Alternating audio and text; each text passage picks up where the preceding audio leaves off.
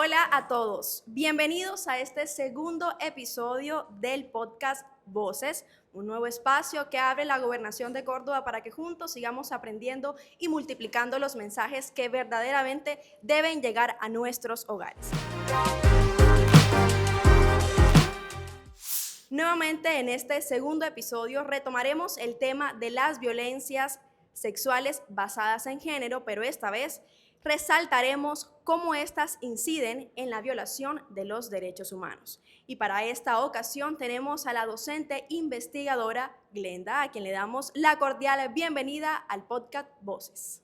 Muchísimas gracias por la invitación. Realmente creo que es justo y necesario este espacio de conocimiento, divulgación y sobre todo de construcción de derechos humanos.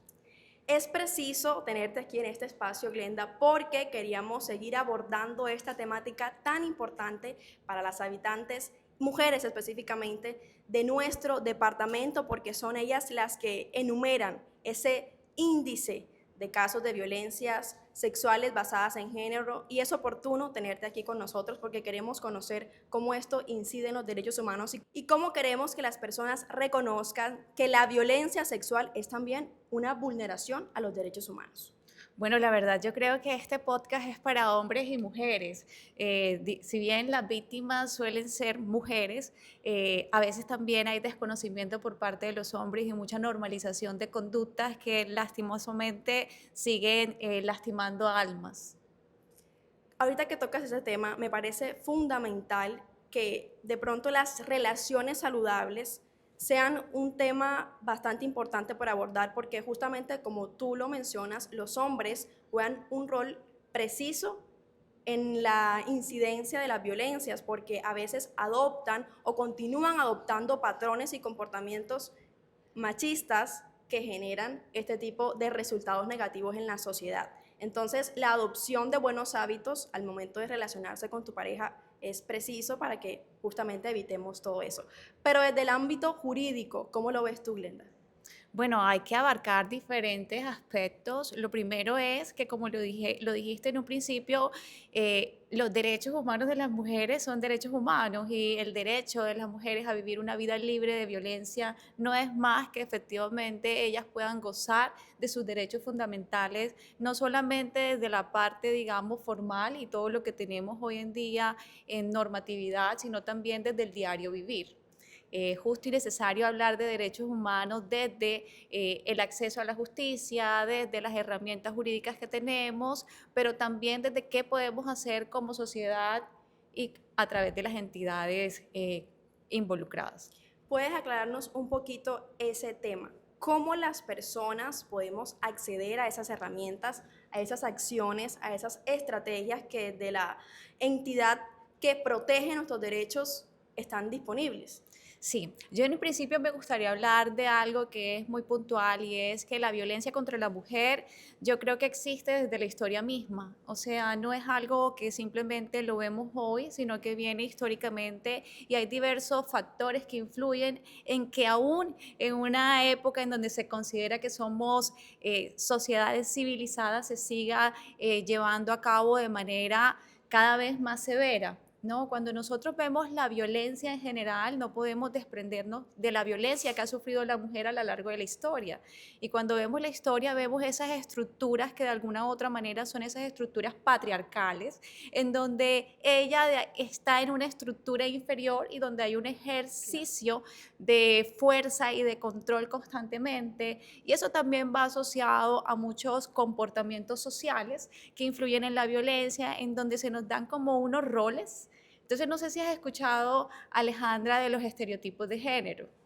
Entonces los estereotipos de género son importantes porque le dan un rol a la mujer por el hecho de ser mujer y al hombre por el hecho de ser hombre, en donde la mujer se asocia más a las labores domésticas, se asocia mucho a esa estar sujetada, sometida, digamos, también a un hombre, en donde incluso algunos comportamientos que son relacionados con su libertad se pueden asociar de manera negativa y donde también hay una instrumentación o se ve ella como un objeto sexual. Entonces yo sí creo que estos factores son importantes traerlos aquí, porque cuando nosotros vemos la violencia y el panorama, nos damos cuenta que hay influencia a nivel, digamos, social, hay influencia a nivel geográfico Y a veces creemos que la violencia se da también de acuerdo a estratos sociales y resulta que no. O sea, la violencia no tiene estratos sociales. Entonces también vemos la violencia de género, hablando en este específico escenario de violencia de género hacia la mujer, pero también la vemos es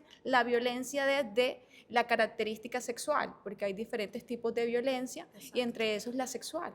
Entonces, vemos cómo esa estructura social y cómo esa, digamos, costumbre y esos hábitos a veces nos desdibujan un poco de la violencia sexual dentro de las relaciones de pareja, por ejemplo, y creemos que eso no se da.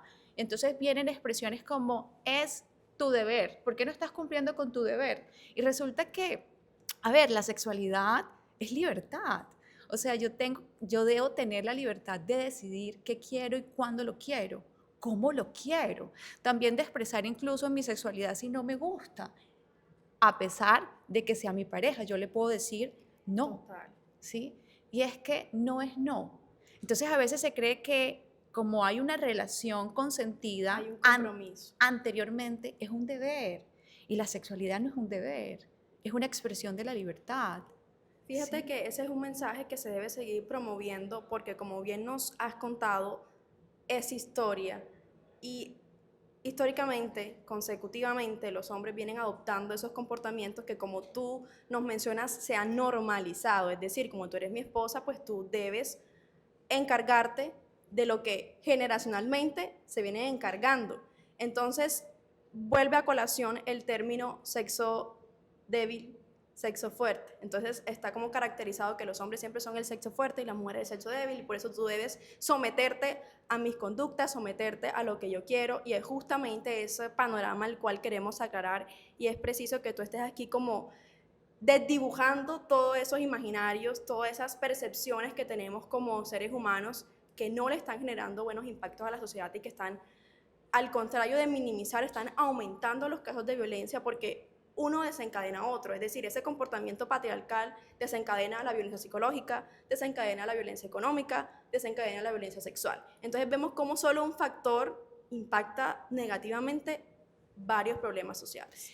Y sabes que también impacta todo un núcleo, porque dentro de la familia, si tú vives en una constante violencia, no solamente adoptas conductas, sino también como mujer vas normalizando. Entonces, la normalización se da desde hombres y mujeres, en donde nosotras las mujeres creemos que es común, es normal y es el deber ser, y no es así. O sea, no es no.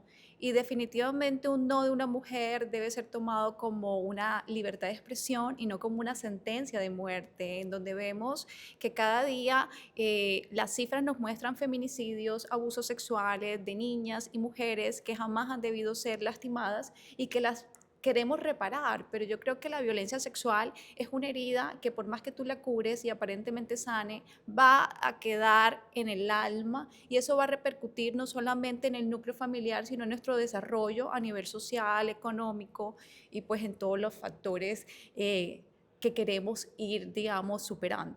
Y mira que ese efecto de la violencia genera también problemas de salud mental y tú acabas de como de tocar ese temita. Yo creo que deberíamos dedicarle también un podcast a esos impactos que genera la violencia en la salud mental de las víctimas y cómo abordarlo para que ellas adopten técnicas y herramientas para poder sanar esas heridas que deja este tipo de violencias. Pero ya que conocimos cuáles son, Glenda, los efectos o las causas y las consecuencias, mejor dicho, de la violencia sexual basada en género y de todo el tipo de violencia que nos has mencionado, para que creo que es bastante importante que lo hayas mencionado porque a veces tenemos en nuestra conciencia solo un tipo de violencia y mira que se despliegan muchísimas.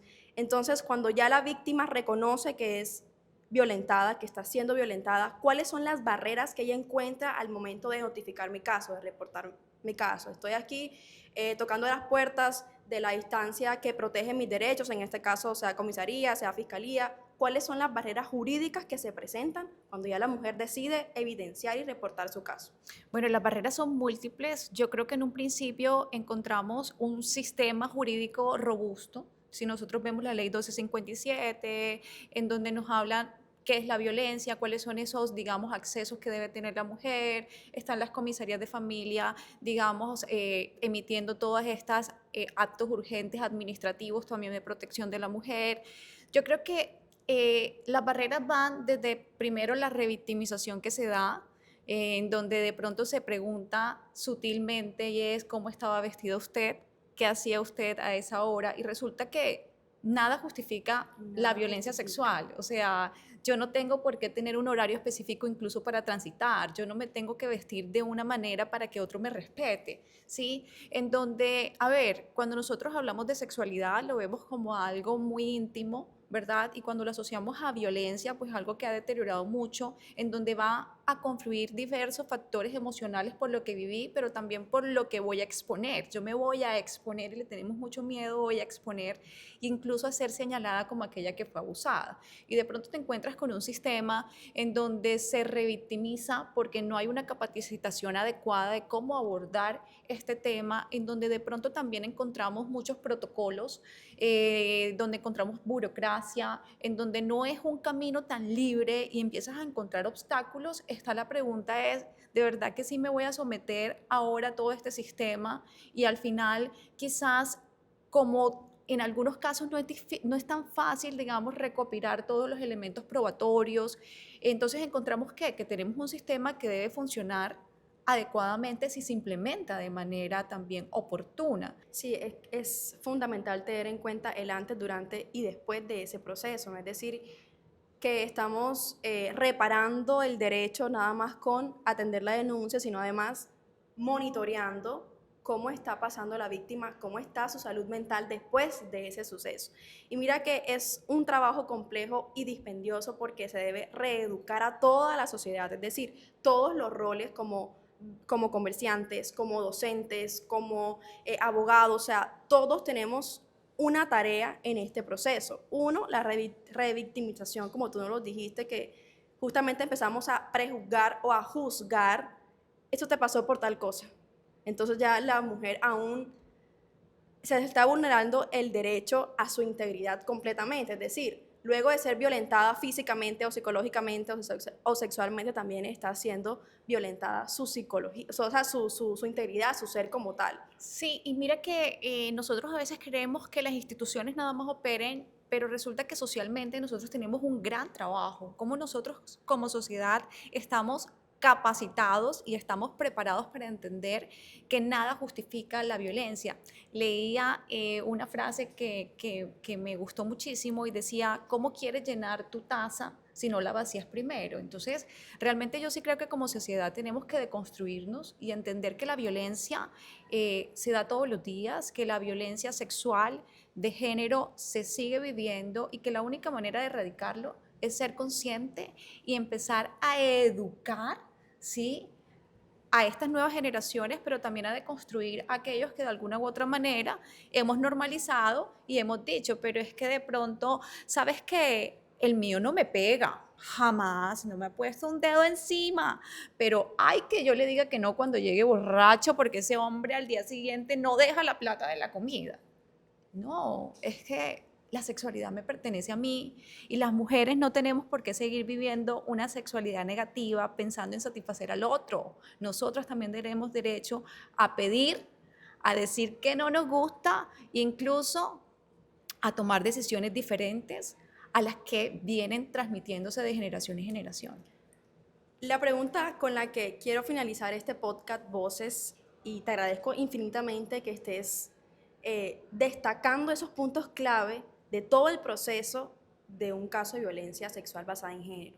Entonces, ¿cómo una mujer puede eliminar estas barreras?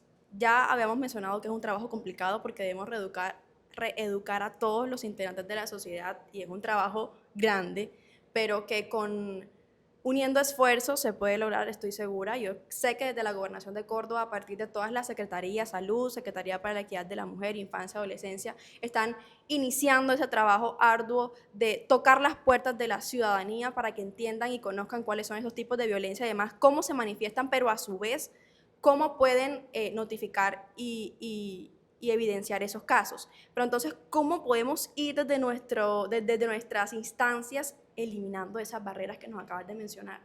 Bueno, mira, yo creo que este es un trabajo de hombres y mujeres que parte de esa conexión con nuestros derechos fundamentales. A nosotros no nos enseñan a tener inteligencia emocional y no nos enseñan a identificarnos con nuestros derechos, a hacer pequeños ejercicios incluso de decir es que efectivamente yo tengo derecho a ser libre.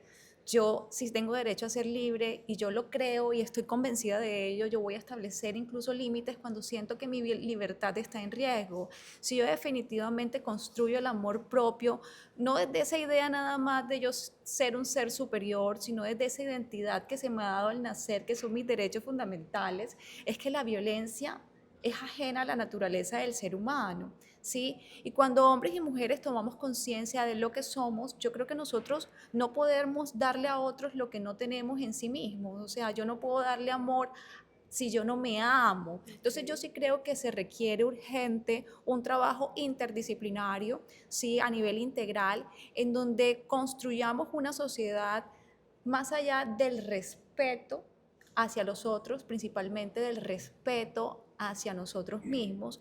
Y por eso creo que es muy oportuno este podcast de divulgación, de transmisión del mensaje que la violación de los derechos humanos hacia la mujer son una realidad, ¿sí? Niñas, adolescentes y mujeres y adultas y ancianas seguimos sufriendo violencia por el hecho de ser mujeres, ¿sí? Es que el hecho de yo pensar dos veces en debo caminar 2 cuadras si está oscuro, no simplemente porque tenga miedo que me van a robar, sino porque tengo miedo de que me roben lo más preciado, mi intimidad. Eso no le ocurre a los hombres. ¿Sí? Esto no se trata de una guerra de género, de decir que es que nosotras las mujeres tenemos más derechos que los hombres. Se trata de ser consciente que por el hecho de ser mujeres seguimos teniendo un riesgo aún mayor y ser consciente que muchas mujeres y niñas sufren y son lastimadas en el lugar en donde deberían estar más seguras, que son en sus hogares. Quiero que nos regales tres claves fundamentales para que las mujeres detengamos ese tipo de actos contra nosotros. Lo primero es entender que de pronto que los celos no es amor. O sea, no es que él me ama tanto que me cela todo el tiempo. Eso muestra que hay unas conductas que van a ir subiendo, porque la violencia, sobre todo la violencia basada en género, tiene un factor y es que es un termómetro que siempre va más severo. Segundo, si yo empiezo a normalizar conductas como eso es normal que los hombres, que mi pareja o que esta persona me trate de manera misógina, entonces ahí yo digo es que definitivamente yo necesito ayuda. O sea, algo está pasando en mí que yo estoy permitiendo y no estoy estableciendo límites. Y lo tercero es entender que el hecho de que te haya pasado a ti no te quita tu dignidad. ¿Sí? Tú no eres culpable porque la culpa siempre acompaña a la violencia, porque se cree que porque yo caminé por donde no debía, porque yo acepté, porque me involucré en esta relación y ahora no puedo salir, qué pena, qué dirá la gente.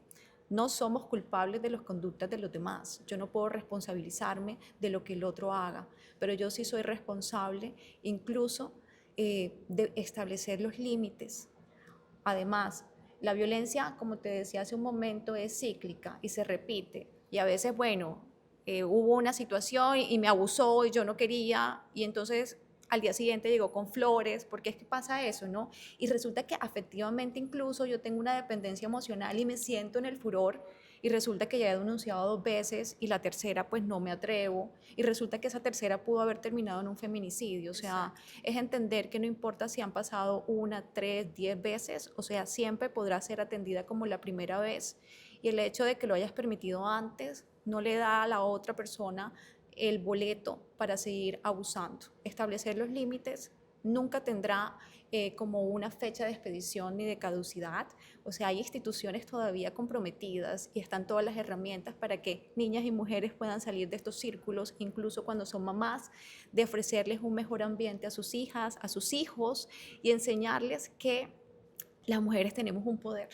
Y un poder que, o sea, cuando yo digo una mujer puede gestar, puede dar a luz, es porque tiene un poder inmenso, ¿sí? Que nada ni nadie lo podrá arrebatar. Por eso se dice que las mujeres somos resilientes. Y yo creo que tenemos la capacidad para adaptarnos a los cambios sociales, a empezar de cero. Entonces no están solas. Miremos ahora que tenemos este espacio en donde yo sé que será para bendición de muchos y para construir sociedad, no para dividir en género, sino para entender que la problemática de mujeres es de hombres también, en donde queremos una sociedad y hogares sanos. No es cuestión de tener hogares, sino de transformarlos en hogares sanos. Y hombres, también es un llamado a ustedes. Están a tiempo para volver a empezar, para poder ofrecer no solamente un hogar sano, sino una sociedad más próspera y para ser un ejemplo para sus hijos, que también son el futuro de la sociedad. Glenda, increíble todas las informaciones que nos has compartido. Ha sido un placer compartir contigo este segundo episodio podcast. Y bueno, mi gente, el llamado es para que sigan conectados con nosotros, para que sigamos difundiendo este mensaje y para que más hombres y más mujeres sean felices en el departamento de Córdoba. Muchísimas gracias y nos vemos en otro episodio más de Voces.